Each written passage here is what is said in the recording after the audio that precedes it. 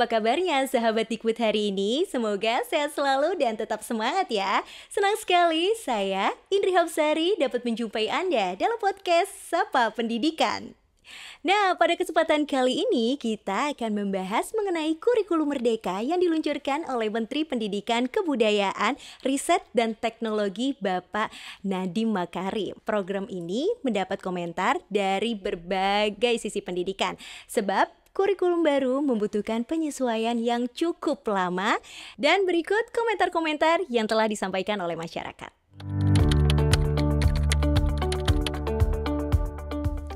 Alhamdulillah pernah sebelumnya, tapi belum tahu banyak. Kalau saya sebelumnya belum pernah. Aku pernah, tapi baru dikit pemahaman.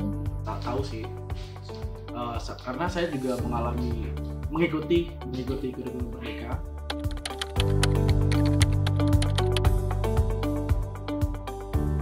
Kurikulum merdeka itu lebih fokus ke mengasah kreativitas atau enggak meningkatkan minat dan bakat siswa ya. Jadi siswa itu enggak dipaksa atau enggak harus mengambil pilihan pelajaran ini gitu, tapi mereka dibebaskan untuk memilih. Seperti namanya ya, di sana tersemat kata merdeka. Dalam kurikulum merdeka ini, kami semua sebagai pembelajar diberikan kesempatan untuk mendapatkan pembelajaran pendidikan yang layak. Kalau tahu itu sendiri sih ada berbagai banyak platform saya ketahui, yaitu dari media massal seperti Instagram, Google, terus juga tahu berita dari dosen. Dari webinar yang diadakan oleh kampus pada saat itu. Itu kan pernah di-share ya di Instagramnya Litbang Dikbud. Jadi lihat informasi dari situ sih.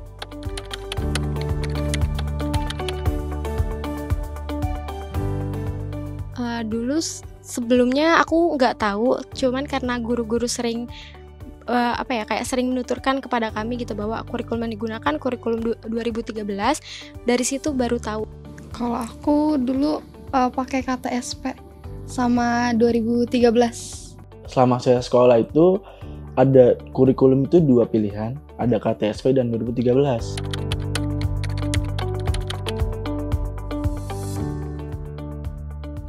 Agak kurang sih, soalnya kan kurikulum sama aja kan. Kurikulum diganti, kurikulum tetap sama, itu kan plus minus.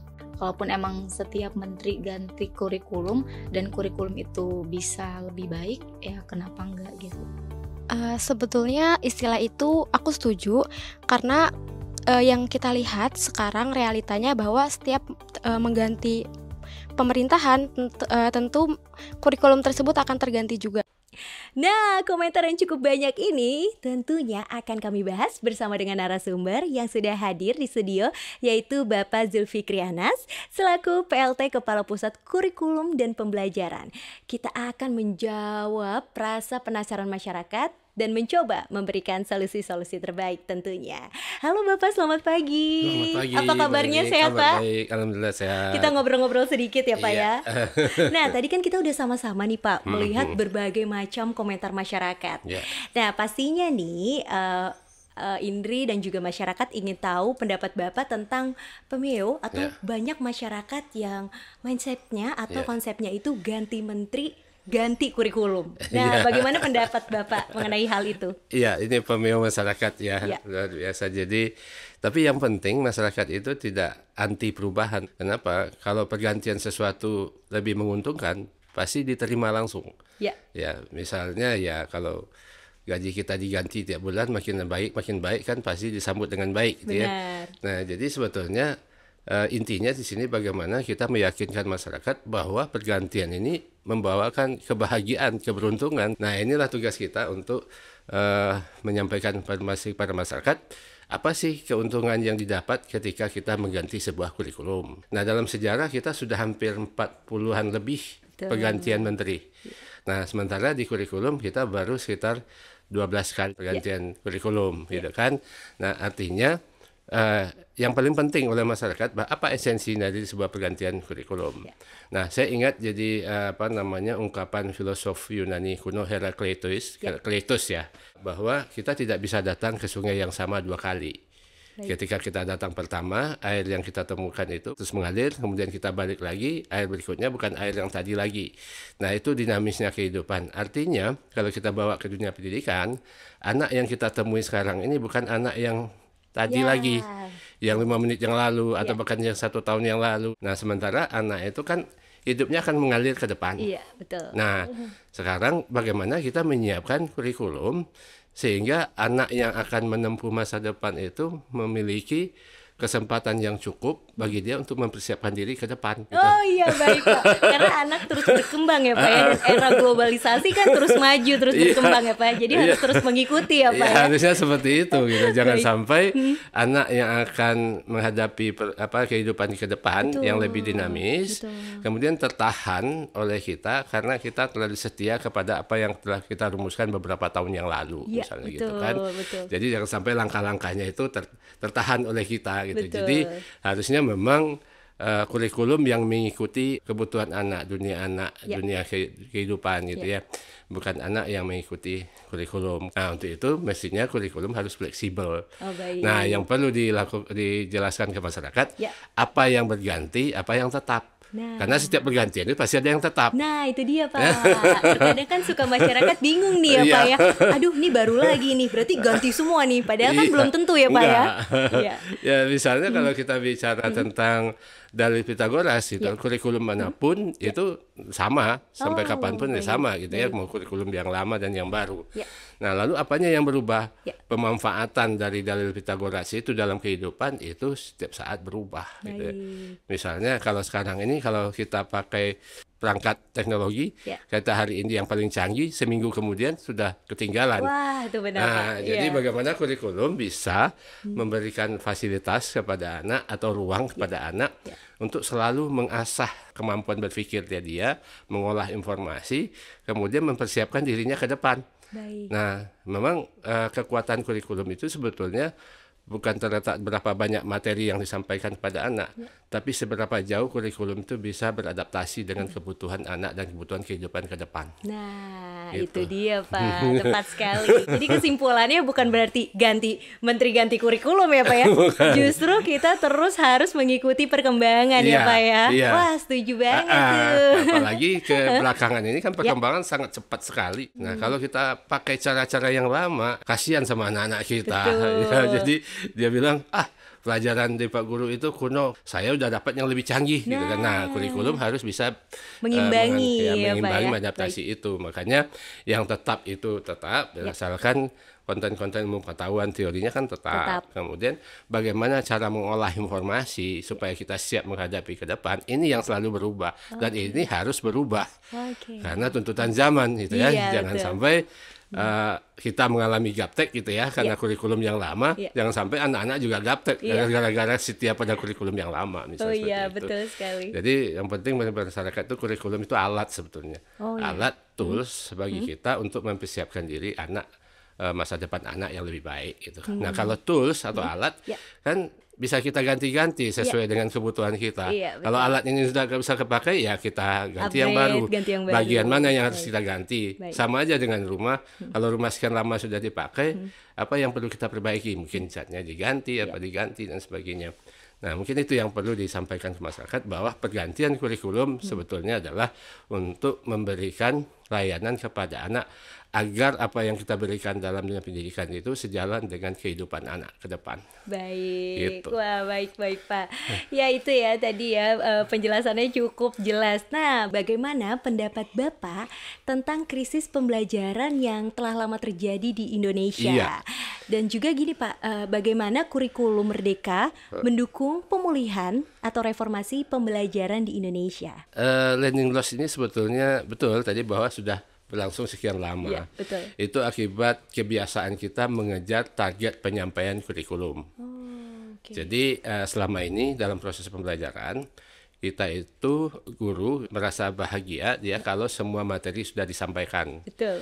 Jadi di awal tahun itu, di awal semester itu, mereka menyusun perencanaan, sudah dihitung kompetensinya berapa banyak, konten berapa banyak yang akan disampaikan, dibagi per minggu, gitu kan. Nah, kemudian proses pembelajaran berdasarkan apa yang telah disusun. Baik. Nah, sebagai contoh konkret, ketika guru mengajarkan anak tentang perkalian, Ya. Nah, bisa saja pada saat itu ada anak yang belum mengenal bilangan. Oh, oke. Nah, tapi karena kurikulum itu perkalian harus selesai dalam 2 kali pertemuan, Ya. guru akan menghabiskan materi itu, dan begitu selesai, guru akan pindah ke kompetensi berikut. Sementara anak yang bermasalah tadi belum diatasi. Betul. Kemudian selesai lagi, pindah lagi ke materi berikut sampai akhir tahun. Semua materi itu sudah selesai disampaikan. Nah, baru ketahuan bahwa ada anak yang belum menguasai kemampuan sejak awal. Akhirnya di akhir tahun, anak dalam tanda kutip diselamatkan. Ya. Gitu kan, Ya. naik dia Ya. kan. Nah, pada saat dia naik kelas, persoalan yang tadi yang pertama kali tadi tidak dia teratasi juga. Ya. Nah, naik lagi terus sampai anak tamat SMP. Ya. Nah, begitu di SMA dia belajar yang lebih sulit lagi. Betul. Persamaan, ketidaksamaan kuadrat dan sebagainya. Nah, pada saat itu anak bengong dia. Kenapa? Karena persoalan yang tadi tidak teratasi, sehingga anak boleh jadi usianya 15 tahun tapi kemampuan logika matematikanya itu sama dengan anak kelas 2 SD. Betul. Sehingga dalam suatu peristiwa di satu SMA waktu itu kita kembali mengajarkan penjumlahan bilangan persis seperti anak kelas 2 SD padahal dia sudah di kelas 10 SMA. Nah, jadi gap inilah yang disebut ketertinggalan belajar, learning loss sebetulnya. Nah, ini sudah terjadi sekian tahun, berpuluh-puluh tahun di kita. Jadi bukan karena disebabkan oleh pandemi semata sebetulnya. Justru pandemi ini menyadarkan bahwa learning loss ini telah terjadi Sudah berpuluh tahun, sudah lama. Bahkan sebelum pandemi. Sebelum pandemi. Oh, Kemudian baik. begitu pandemi, Ya. kita baru sadar ternyata selama ini anak pergi ke sekolah tapi sesungguhnya tidak belajar. Ya. Schooling but not learning gitu kan. Oke. Nah, itu akibat apa? Karena kita mengejar ketuntasan penyampaian materi kurikulum. Yang penting semua materi kurikulum tuntas disampaikan. Kemampuan anak itu urusan nanti. Iya. Nah, di kurikulum Merdeka yang diutamakan adalah kemampuan anak. Jadi guru harus tahu dulu kemampuan awal anak. Ya. Misalnya, ketika mengajarkan perkalian tadi, begitu guru masuk, jangan langsung ke materinya. Tapi dicoba dicek anak dulu. Apakah dia sudah siap masuk ke materi perkalian? Kan ada prasyarat-prasyaratnya. Misalnya sudah harus dia mengenal lambang bilangan, kemudian operasi bilangan, operasi hitung dan sebagainya. Dipastikan dulu ini. Nah, kalau ada anak yang belum menguasai ini harus dituntaskan dulu. Jangan masuk ke materi itu sampai anak siap. Setelah sudah sampai siap, baru kita masuk ke materi berikut. Nah, setiap perpindahan dari kompetensi itu atau pembelajaran itu berdasarkan kemampuan anak, sehingga tidak akan terjadi ketertinggalan. Di situ kurikulum Merdeka dengan teach at the right level, itu pembelajaran sesuai dengan capaian kemampuan anak.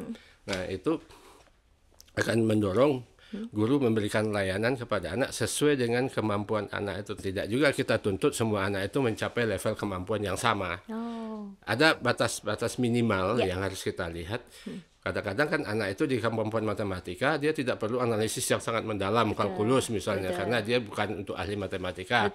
Misalnya untuk profesi-profesi lain yang tidak membutuhkan matematika yang rumit, nah bagi dia tidak akan dituntut sampai segitu, supaya mereka punya kesempatan untuk mendalami bidang yang sesuai dengan potensinya dia gitu kan. Nah, kurikulum Merdeka ini memberikan ruang yang seluas-luasnya kepada guru untuk memberikan layanan kepada anak agar setiap anak juga tumbuh dan berkembang sesuai dengan kemampuan yang dia miliki. Oh, bagus ternyata ya Pak ya. Kurikulum Merdeka ini justru lebih upgrade dan lebih bagus ya Pak. Misal dalam satu ruangan, satu kelas kadang ya Pak ya. Itu terkadang kan anak kemampuannya berbeda-beda. Betul yang Bapak tadi bilang ya. Oh, sehingga kurikulum Merdeka ini sebetulnya lebih teliti lagi untuk melihat perkembangan anak itu sejauh mana. Oke, baik Pak. Yang jadi persoalan kan ada guru, Pak, murid kita kan tidak 5 orang, murid kita kan 20 murid kita. Nah, dari situlah diperlukan kreativitas guru sebetulnya. Kan bisa jadi anak yang belum mengenal bilangan dengan anak yang sudah mengenal bilangan, kita gabung satu grup, kita bikin game permainan.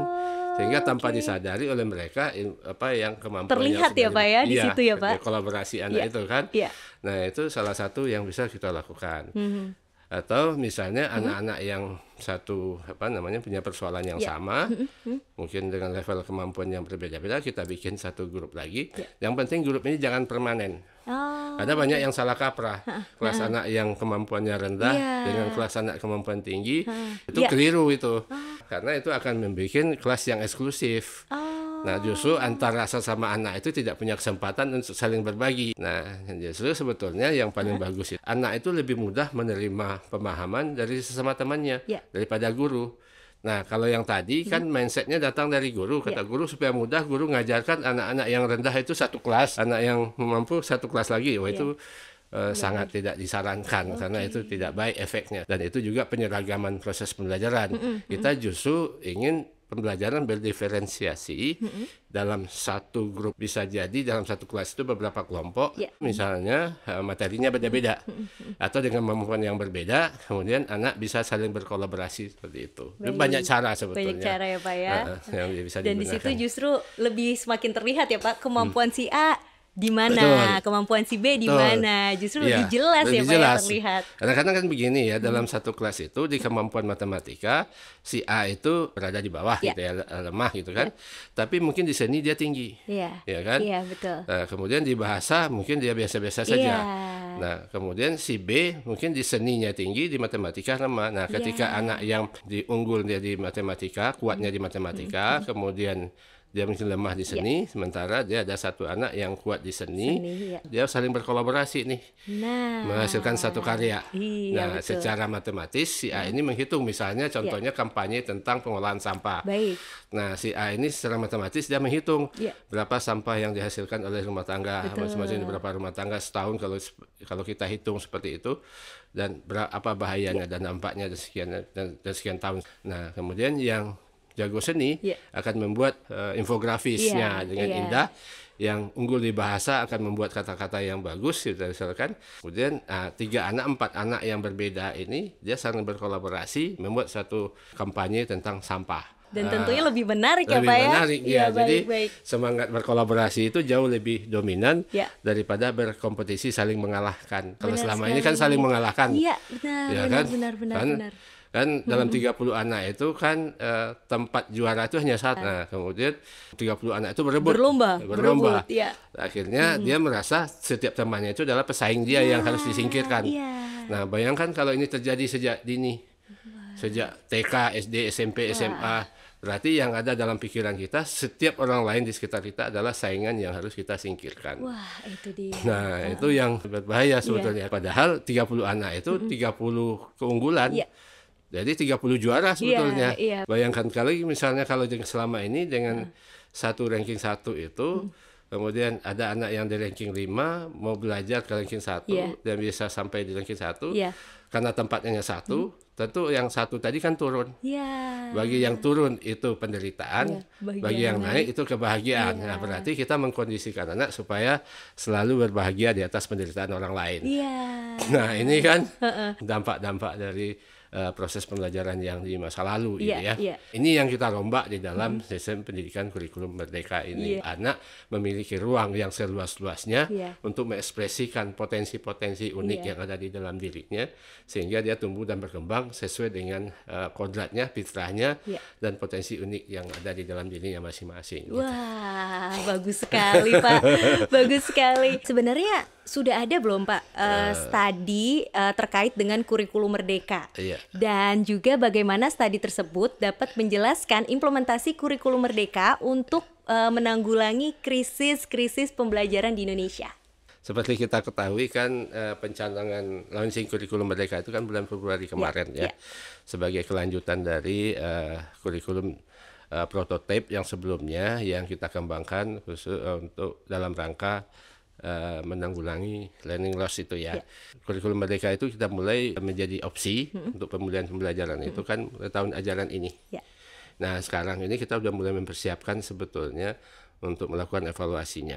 Tapi pelajaran yang bisa kita ambil selama pandemi dengan kurikulum darurat sebetulnya prinsipnya mengurangi materinya supaya terlalu banyak, supaya guru lebih punya waktu untuk mendampingi anak, mengenali anak, persoalan anak, memberikan pelayanan pada anak, dan ternyata itu berdampak yang cukup positif.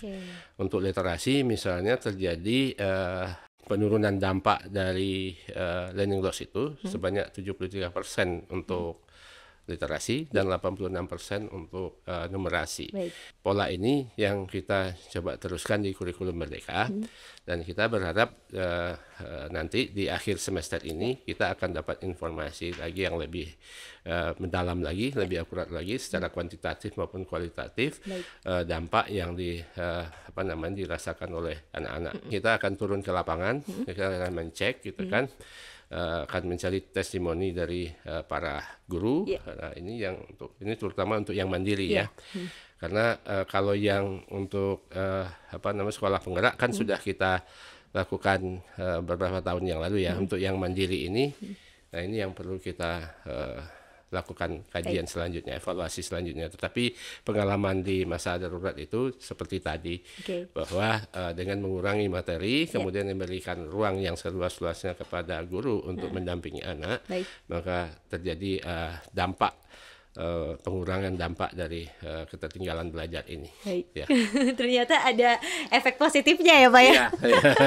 Jadi lebih jelas ya Pak ya, jadi lebih ketahuan nih dampak-dampaknya seperti apa. Iya, apa yang dirasakan oleh anak-anak. Dan mudah-mudahan ini di akhir semester ini kita akan mencek ya di sekolah-sekolah yang mandiri yang baru melaksanakan di semester ini. Apa saja opsi kurikulum yang pemerintah tawarkan bagi satuan pendidikan di tahun-tahun ajaran yang baru? Ya, tetap 3 ya kurikulumnya. Kurikulum 2013 yang secara utuh yaitu boleh diterapkan. Kemudian kurikulum yang digunakan di kurikulum 2013 yang disederhanakan, yang digunakan di masa darurat juga boleh diterapkan. Kemudian kurikulum Merdeka sebagai pilihan. Nah, pilihannya pun dibagi 3 juga. Oke, apa aja tuh Pak? Pilihan pertama itu mandiri belajar. Itu menggunakan kurikulum 2013, tapi mulai menerapkan sebagian dari kurikulum Merdeka. Misalnya pendekatan pembelajarannya atau asesmennya, atau bagaimana cara menata ulang kompetensi dasarnya, misalnya. Lalu mandiri berubah. Mandiri berubah ini menggunakan kurikulum Merdeka dengan semua perangkatnya, menggunakan perangkat yang kita siapkan di platform Merdeka Mengajar. Kemudian mandiri berbagi. Nah, mandiri berbagi ini mengembangkan sendiri perangkat-perangkatnya. Nah, itu bagi sekolah-sekolah yang sudah siap, ya silakan itu untuk berbagi. Dia mengembangkan sendiri, kemudian dia berbagi. Gitu. Wah, seru sekali Pak obrolannya. Tapi masih ada beberapa pertanyaan lagi nih Pak. Apakah semua satuan pendidikan itu harus menerapkan kurikulum Merdeka? Kalau harus berarti tidak merdeka. Iya ya Pak ya. Jadi kata merdeka itu kan menunjukkan kesadaran ya. Kesadaran yang tumbuh dari dalam diri, bukan karena paksaan. Selama ini pengalaman kita, kalau ditanya guru itu kenapa melakukan pembelajaran seperti itu, kan ini perintah, kewajiban. Nah, kita tidak ingin seperti itu. Kita ingin sekolah itu, guru merasa memiliki kurikulumnya, sehingga dia menggunakan kurikulum itu memang dia tahu persis itu yang dibutuhkan oleh anak-anaknya. Makanya kita tidak mewajibkan kepada semua guru. Silakan dipelajari dulu, dipahami dulu. Nah, setelah kita tahu dan kita sudah paham, kan, baru kita menetapkan pilihan, gitu kan. Ya sama aja dalam kehidupan sehari-hari. Kalau kita itu kan lebih percaya diri kalau kita memilih sesuatu yang memang kita pahami. Saya sering contoh gini. Mana yang lebih baik, dijodohkan atau memilih sendiri, gitu kan? Nah, kalau dijodohkan artinya menjalankan perintah kan. Nah, kalau pilih sendiri kan berarti kita tahu apa yang kita cari. Yang sesuai jadi ya Pak rasa ya. memiliki efeknya adalah segala resiko yang akan terjadi atas pilihan kita sudah siap. Jadi kesiapan terhadap resiko itu. Nah, kalau selama ini kalau diwajibkan, ya kami kan sudah melaksanakan kewajiban. Jadi kalau anak terjadi berarti bukan kami yang salah, tapi hanya yang mewajibkan yang salah. Begitu. Sambil dipahami, sambil berjalan, sampai nanti akhirnya kan terus upgrade ya Pak ya, terus berkembang tentunya ya Pak ya. Makanya tidak diwajibkan satuan pendidikan itu. Jadi kurikulum Merdeka itu bukan wajib dilakukan di masing-masing satuan pendidikan sekarang. Apakah di setiap satuan pendidikan itu Pak harus memiliki sarana dan juga prasarana yang lengkap gitu Pak, atau yang memadai untuk menerapkan kurikulum Merdeka? Nah, ini juga mungkin salah kaprahnya masyarakat ya. Ya, Seolah-olah kurikulum merdeka itu hanya bisa diterapkan dalam situasi kurikulum sekolah yang sangat lengkap. memadai, yang lengkap. Kurikulum merdeka ini sengaja kita rancang untuk bisa diterapkan di sekolah sesederhana apapun, Oh ya Pak, seminim apapun. bisa itu Pak? Bisa. Nah ini yang Nah. menjadi, maaf agak Iya. sedikit rancu masyarakat kan. Tapi kami belum memiliki fasilitas ini. Iya. Sekolah kami ya kan, banyak Iya. yang seperti itu Pak. Ya, karena kan kita memberikan pelayanan kepada anak supaya tumbuh dan berkembang pola pikir anak, cara berpikir anak itu Betul. kan. Itu yang utama. Misalnya kalau tidak ada lab, misalnya alam ini kan lab ini. Wah, Ya kan? Misalnya kan untuk membuktikan bahwa tumbuhan itu juga bernafas pada saat fotosintesis itu kan sederhana, dicari plastik ditaruh di sore hari misalnya dibungkus plastik. Nah, besok pagi dilihat. Nah, itu banyak gelembung-gelembung itu buktinya. Nah, itu seperti itu kan. Justru kalau semakin minim sarananya, itu kesempatan untuk menggunakan alam dan kegiatan sehari-hari itu lebih banyak dalam proses pembelajaran sebenarnya. Baik, Jadi baik. karena di sini yang kita sasar itu bukan kurikulumnya ya, tapi lebih kepada perubahan pola pikir, mindset, Oh, oke. dan meningkatkan kualitas hubungan hubungan batin antara guru dan siswanya. Oh ya. Jadi kan perubahan kurikulum sekarang itu bukan sekadar perubahan administrasi, tetapi lebih kepada perubahan mindset, pola pikir, transformasi budaya belajar sebetulnya. Oke. Sehingga itu bisa dilakukan dalam situasi apapun. Baik, sebetulnya. justru Oke, challenge-nya di situ ya Pak ya. Iya. Justru jadi memancing untuk lebih kreatif lagi nih ya Betul, Pak ya. betul. Nah, apa sih Pak yang harus dilakukan oleh satuan pendidikan untuk menerapkan kurikulum merdeka? Pertama ya siap belajar dulu. Ya. Iya, jadi mempersiapkan diri untuk belajar, untuk berubah dan tahu persis apa persoalan yang ada di sekitarnya. Baik. Jadi apa persoalan apa yang dihadapi peserta didik oleh masyarakat, oleh satuan pendidikannya gitu kan. Nah, ini harus dipahami dulu. Ya. Nah, kan. Nah, baru kemudian kita pelajari semua kebijakan-kebijakan. Baik. Kan bisa diakses di kurikulum.kemendikbud.id. Siap. Nah, itu di sistem informasi kurikulum nasional gitu Baik, ya. baik. Itu bisa diakses di sana. Semua kebijakan-kebijakan ada di situ, Ya. bisa dipelajari. Ya. Kita berharap di sekolah itu selalu ada diskusi-diskusi kelompok-kelompok belajar masing-masing guru itu yang disebut dengan komunitas belajar. Ya. Jadi misalnya antara guru kelas 1, kelas 2, kelas 3 atau guru mata pelajaran selalu berdiskusi, selalu ini Ya. dan untuk membahas kemampuan-kemampuan yang dicapai oleh Ya, anaknya atau baik. persoalan-persoalan yang dialami oleh anaknya, misalnya dalam proses pembelajaran, kemudian dalam penilaian, kemudian media belajar, semuanya. Dan itu yang penting dilakukan sebetulnya. Oke. Jadi siapkan diri untuk melakukan itu Ya. sehingga kita tahu persis apa yang akan dilakukan, gitu kan. Oke. Nah, yang lebih penting itu sebetulnya siap untuk berubah. Iya. Siap Siapkan untuk diri berubah. dulu ya Pak ya Iya, untuk siapkan mengikuti diri. perubahan ya Pak ya. Betul, siapkan bahwa perubahan itu adalah kebutuhan, Baik. kebutuhan siapapun sebetulnya. Iya. Siap itu dulu, kemudian pelajari, lalu yang paling penting tadi pahami betul anak kita Oh ya. persoalannya apa. Ya. Jadi sebetulnya kalau saya dari dulu selalu menyampaikan dalam proses pembelajaran itu pertama kita kenali dulu anak kita kenali manfaat apa yang diperoleh anak setelah belajar sesuatu, kemudian kita bisa membangun situasi belajar seperti apa yang kondusif bagi anak-anak, kemudian baru kelola kurikulumnya. Oh baik. Ya, jadi seperti itu. Karena terkadang anak-anak tuh di dalam situasi yang belajar menyenangkan, Iya. justru Ya, itu justru- lebih cepat iya. masuknya ya Iya, Pak iya, ya. Jadi lebih cepat masuknya, kemudian dia lebih cepat perkembangan cara berpikirnya. Ya. Itu menantang dia. Anak-anak kan suka tantangan Ya. sebetulnya. Ya. Nah, kenapa dia berlama-lama di game itu? Bukan karena game itu bagus, tapi game itu memberikan tantangan. Ya. Nah, sekarang bagaimana teman-teman di satuan pendidikan memberikan tantangan-tantangan kepada anak-anak dalam melalui media-media pembelajaran atau kegiatan-kegiatan pembelajaran yang menantang anak. Baik. Anak akan merasa bahagia kalau dia bisa menaklukkan tantangan sebetulnya. Betul.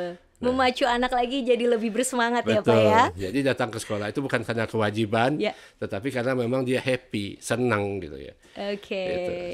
Nah itu sebenarnya yang ditunggu-tunggu tuh datang ke sekolah karena happy, Iya. bukan karena aduh kalau nggak masuk nanti nggak naik kelas nih gitu. Iya. Apa sih yang perlu orang tua siapkan ketika satuan pendidikan anak mereka itu sudah diterapkan kurikulum merdeka? Yang penting mengerti anaknya sepenuhnya, Oh ya, bahwa anak itu berbeda-beda. ya. Potensinya beda-beda. Jangan paksa anak itu sesuai dengan keinginan orang tuanya. Nah itu boleh itu boleh digarisbawahi itu ya. Iya, jangan Baik, itu paksa. Indri mewakili ini ya, mewakili komentar anak-anak di Iya. luar sana yang terkadang Iya. passionnya kemana, Iya. sukanya di mana, Betul. tapi terkadang orang tua harus diikuti, gitu ya Pak ya. itu yang perlu disadarkan orang tuanya Ya. karena untuk anak-anak pendidikan di bawah PAUD, SD dan itu Oh baik. ini sesuai dengan pesan Ki Hajar Dewantara sebetulnya Bapak Pendidikan kita bahwa tumbuh kembangnya anak itu Ya. di luar kecakapan dan kehendak kita kaum pendidik. Ya. Sebagai manusia, makhluk yang berpikir, tumbuh kembang anak itu berdasarkan kodratnya sebagai manusia. Kodrat manusia itu kan berbeda-beda potensinya, Betul, Pak. beragam-ragam supaya saling mengisi satu Ya, sama lain. ya. Kan ibarat planet ya, semua planet itu punya orbit masing-masing Ya. dan tidak satu pun orbit ditempati oleh dua planet yang berbeda. Ya. Karena Tuhan tidak ingin kita bertabrakan satu sama lain. Nah, dengan kurikulum Merdeka ini kita awali dulu memahami anak bahwa mereka punya potensi yang berbeda-beda. Setiap anak itu punya tempat masing-masing. Ya. Dan tidak ada satupun tempat yang ditempati oleh dua anak yang berbeda sebetulnya. Sama aja partikel apapun di alam ini dia menempati tempatnya masing-masing dan tidak ada satupun tempat yang ditempati oleh dua partikel yang berbeda. Baik. Orang tua jangan memaksakan anaknya sesuai dengan misalnya kakaknya sudah berhasil jadi Ya, dokter, ya. lo adiknya dipaksa juga gitu kan. Nah, sering tuh Pak. Lalu kemudian adiknya senang bermain musik gitu kan. Orang tua mulai sekarang itu lebih peduli kepada kemampuan apa yang didapatkan oleh anak dari hari ke hari. Oh, ya. Jangan dikejar anak dengan nilai angka. Nah, ini penting juga nih Pak, karena seringkali mendengar cerita-cerita beberapa bahwa itu dia patokan anak cerdas itu dari angka. Iya. Padahal yang tadi Bapak bilang ya Pak ya. Iya, padahal angka itu bisa dimanipulasi. Ya, itu. Tapi dia. kalau kompetensi nggak bisa dimanipulasi. Iya. Ya, jadi harusnya si orang tua tuh nanya kepada anak pulang sekolah berapa nilai ulanganmu hari ini, bukan. Tapi apa yang kamu dapat hari ini di sekolah? Wah, bagus Jadi itu yang sekali tuh. harusnya. Apa yang kamu dapat hari ini dan sebelumnya kamu sudah tahu atau belum? Jadi orang tua akan mencek apa yang belum diketahui oleh anak sebelum berangkat ke Iya, sekolah, iya. apa yang sudah dia ketahui. Itu yang paling penting bagi orang tua. Karena apa? Anak-anak itu bisa sih dipaksa sesuai dengan kehendak orang tua, Iya. berprestasi A dan B, C dan banyak prestasinya dan bisa membahagiakan orang tua, tapi batinnya menjerit. Wah, itu poin tuh. Itu terkadang yang banyak sekali agak sedikit miss tuh, kelewatan dikit gitu ya. Ini sebenarnya anaknya bahagia nggak ya? Makanya itu dia. Sebenarnya anaknya Makanya happy nggak ya kebahagiaan. gitu? Nah, Sebenarnya anaknya bahagia jadi, nggak ya? Kenapa? Karena bahagia itu mencerdaskan. Wah, Jadi itu poin juga tuh. Iya. Bahagia itu mencerdaskan. Nah. Boleh dijelaskan sedikit Pak? Jadi kalau anak itu berbahagia, berarti dia bisa mengekspresikan semua kekuatan yang ada di dalam dirinya dan sesulit apapun konten pelajaran itu dia akan usahakan itu karena dia merasakan bahagia. Jadi jangan dibalik, cerdas dulu baru bahagia, jangan. Tapi sering bahagia kali gitu. dulu baru cerdas gitu ya. iya. Karena apa? Kebahagiaan itulah yang membawa kecerdasan sebetulnya. Wah, Jadi kalau penting tuh. cerdas dulu baru bahagia, Ya. kapan menikmati kebahagiaannya gitu. Wah. Anak dikejar-kejar terus, dikejar harus begini, harus begini, Iya, begini betul. gitu kan. Betul Pak, betul. Iya. Jadi harus bahagia dulu, anak baru dia cerdas. Gitu. Wah, itu poin penting ya. Bahagia dulu, baru cerdas. Nah. Karena ketika kita berbahagia, Oke. seperti yang Bapak bilang ya Pak ya, apapun. itu apapun akan masuk, belajar apapun akan terus. Akan semangat. Yang paling Semangat. penting kalau bahagia itu kita kan bisa mengeksplor pemikiran kita, rasa semuanya itu kan. Itu dan kita merasa tidak terbebani. Ah, itu yang paling penting. Nah, karena kalau seandainya selama ini kan anak tuh merasa terbebani, Ya. makanya kecerdasannya tidak berkembang. Gitu kan. Oh ya. Nah, makanya bahagia, bikinlah mereka berbahagia. Karena anak-anak itu kan senang tantangan sebetulnya. Ya. Kalau dia baru belajar jalan misalnya dia mengambil sesuatu yang tinggi, Ya. kemudian dia maksudnya bukan mengambil barang itu, tetapi bagaimana dia berhasil mengalahkan tantangan. Ya. Dan itu bahagia walaupun jatuh, gitu Ya. kan. Terus anak-anak kan suka manjat-manjat pohon padahal tidak ada buahnya. Iya. Nah, kenapa? Bukan karena buahnya, tapi dia bisa mengalahkan tantangan. Nah, begitu juga anak main game itu, kenapa bisa berjam-jam? Iya. Karena dia penasaran dengan tantangan berlevel-level itu. Iya. Nah, si pembuat game itu tahu dunia anak itu senang ditantang, sehingga dibikin level-level. Iya. Nah, itu yang membuat anak penasaran. Iya. Nah, coba kalau misalnya hanya 2 level, begitu 2 kali menang di level yang kedua, dia bosan ditinggalkan Iya, gitu. betul. Nah, artinya ketika anak merasa berbahagia, dia akan senang dan menikmati tantangan dan tidak merasakan terbebani oleh pembelajaran. Dan ini yang harus dikembangkan sebetulnya. Itu yang harus terus diulang-ulang konsep seperti itu ya Pak ya, sehingga anak-anak Indonesia bahagia dulu udah pasti cerdas ya Pak ya. Bahagia dulu. Bagaimana sih strategi pemerintah untuk memberikan pelatihan kepada pendidik dan juga tenaga kependidikan yang sekolahnya itu mengimplementasikan kurikulum merdeka Pak? Kita tidak menggunakan pelatihan yang berjenjang. Kita lebih mendorong munculnya komunitas-komunitas belajar sebetulnya di masing-masing satuan pendidikan di sebuah daerah, dan kemudian lewat komunitas-komunitas belajar itulah mereka saling berbagi. Meskipun kita siapkan platform mereka mengajar, kemudian helpdesk, kemudian ada beberapa, tapi yang utama sebetulnya kita dorong tumbuhnya komunitas-komunitas belajar. Seperti itu. Pertanyaan terakhir nih, apa sih harapan pemerintah dari implementasi kurikulum merdeka? Ya, memerdekakan semua pihak ya. Jadi guru merasa merdeka, mengembangkan pembelajaran-pembelajaran yang kreatif gitu ya, menggunakan metode-metode pelajaran yang sesuai dengan kebutuhan anaknya. Dan selama ini kan pembelajaran itu seragam ya, dari Aceh sampai Papua, materinya sama, dengan cara yang sama, format perencanaannya sama, sumber belajarnya sama, tugas-tugas untuk anak pun sama, bahkan kalimat yang keluar dari mulut guru pun itu sama. Seragam dari Sabang sampai Merauke. Dan ternyata itu hanya cocok untuk satu anak dalam satu kelas sebetulnya. Buktinya juaranya hanya 1. Ya, itu dia. Iya Pak. Jadi anak yang lain yang kurang cocok ranking bawah, jangan yang ranking 30 yang paling tidak cocok dengan cara itu. Bayangkan ya, itu yang terjadi. Mari guru-guru merdeka dengan segala kreativitasnya, berikan layanan sepenuhnya kepada anak sesuai apa yang dibutuhkan oleh anak, sehingga anak juga punya ruang yang seluas-luasnya untuk mengenali potensi dirinya sejak dini.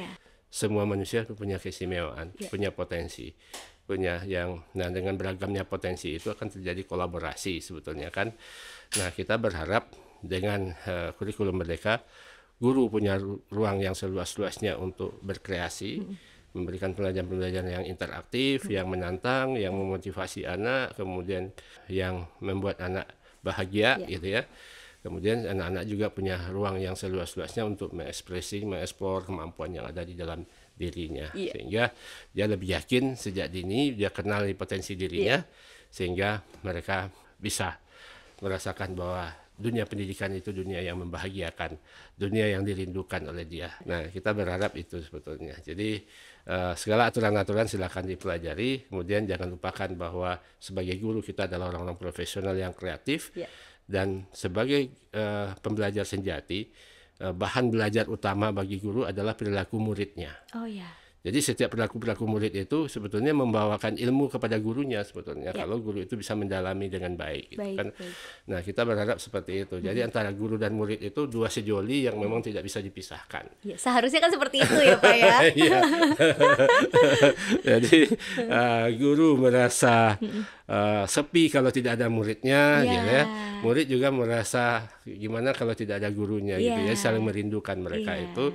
Dan kalau itu terjadi, semua potensi-potensi kemanusiaan yang ada dalam diri anak itu akan tumbuh dan berkembang sebetulnya. Karena pendidikan itu sebetulnya sepenuhnya dunia anak. Itu milik mereka sepenuhnya. Dunia pendidikan itu milik anak sepenuhnya, 100%. Sehingga kita lah yang harus masuk ke dunia mereka. Bukan mereka yang ditarik ke dunia kita. Karena bagaimanapun dunia kita dunia masa lalu. Mereka hidup akan ke depan. Itu kan, marilah kita mengikhlaskan diri untuk masuk ke dunia anak itu, untuk menjadi anak-anak itu, sehingga anak-anak itu merasa dia punya sahabat, punya teman. Jadi bukan punya orang yang memerintah, tapi punya sahabat. Kan? Nah, itu yang harusnya tumbuh, bahwa si anak merasakan guru adalah sahabatnya. Mungkin Pak ada sedikit tips gitu Pak, gimana sih cara menumbuhkan hal itu, karena itu sebenarnya sangat diperlukan sekali, apalagi Indri mewakili masyarakat di luar sana juga gitu ya Pak ya. Ingin sekali gitu, maksudnya anak-anak itu dididik oleh guru yang seperti Bapak tadi bilang gitu. Jadi harus melihat bahwa anak-anak itu dihadirkan oleh Tuhan pada kita untuk melipat gandakan nilai amal ibadah kita sebetulnya. Itu yang harus pertama dulu. Kenapa? Karena semakin terkuras energi kita, semakin terkuras waktu kita, itu nilai amalnya itu masih berlipat ganda itu, dan memberikan keberkahan yang berlipat ganda kepada gurunya sebetulnya. Jadi kita harus memandang bahwa mendidik itu adalah profesi yang sekaligus beramal. Wow. Nah, kalau itu disadari sejak dini, semua aturan-aturan itu sebetulnya bisa dipelajari. Karena intinya sebetulnya gunakanlah hati, gitu ya. Sentuhlah hati anak-anak itu. Nah, ketika kita bisa menyentuh hati anak-anak itu, dia akan menjadi milik kita selamanya. Kata Ari Lasso kan begitu ya. Wah.